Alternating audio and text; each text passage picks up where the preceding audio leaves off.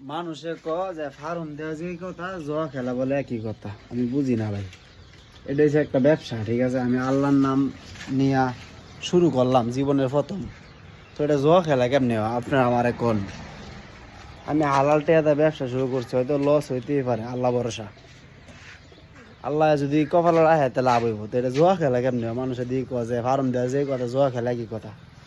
এই যে মনে করেন যে প্রত্যেক বেলায় বেলায় এই যে এটা পানির ফট মট যা আছে সবইতে সুন্দর করে দুইয়া টুইয়া সুন্দর করে খাবার টাবার দিয়ে পরিশ্রম করতেছি। আল্লাহ যে পরিশ্রমের ফল দেয় আর কি, আল্লাহর উপরে ভরসা। আমি যেহেতু প্রথমবার নামছি এত বেশি একটা বুঝি না। বাচ্চা কয়েকটা মরছে, মিশা কথা না, কয়েকটা বাচ্চা মরছে, আলহামদুলিল্লাহ এখনো বাচ্চা আছে, আমি ঘাবড়াই নাই, আল্লাহ ভরসা। আপনারা দোয়া করেন যেন আল্লাহ বাচ্চাগুলো বাঁচায় রাখে।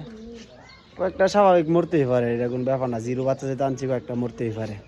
তো এটাই আর কি, ফার্মের যত্ন করতেছি আর কি, লিটার মিটার দুইতাছি, পানি টাইম দিতেছি। সবাই দোয়া করেন আমার জন্য। এটি সবাই ভালো থাকেন, আল্লাহ হাফেজ।